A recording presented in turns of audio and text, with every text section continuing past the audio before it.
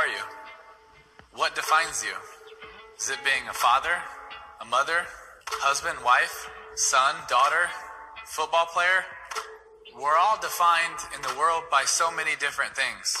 Our success, our failures. I know I've been defined by a lot of people as a Heisman Trophy winner, by others as getting cut 4 times. Where did I define myself? Where was my identity? Did I find my identity in being a football player? Well, if I did, I don't have much of my identity anymore. Did I find my identity in the accomplishments I had? Forgot a lot of them.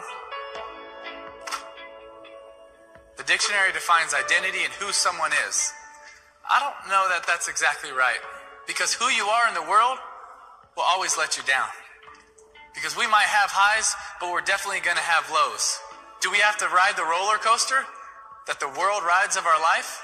No, because it's not about who you are. It's about whose you are. When you have a relationship with Jesus Christ, you know whose you are.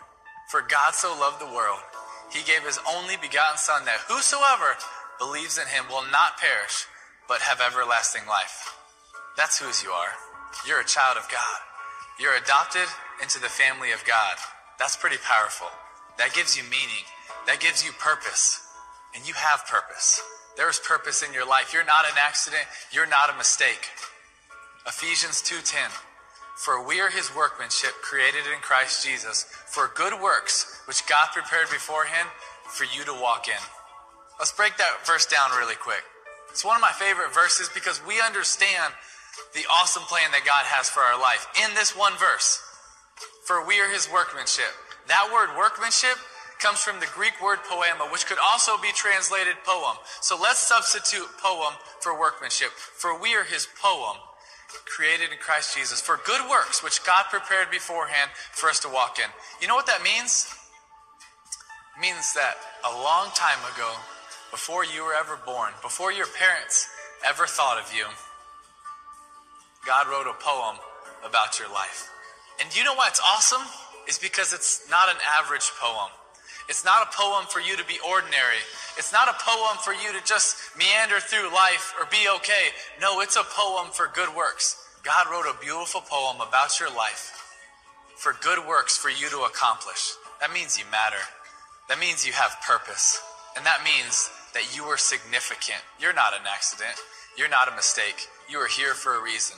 The God of this universe said, I have good works for you to accomplish. Then you might feel like, well, I don't feel like I can accomplish amazing things. I don't feel like I have that much to offer. Yes, you do.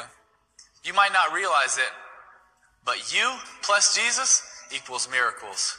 One of my favorite passages is the story about Jesus feeding the 5,000. And let me read that version to you. Therefore, Jesus, lifting up his eyes and seeing that a large crowd was coming to him, said to Philip, where are we to buy bread so that these may eat? This he was saying to test him, for he himself knew what he was going to do.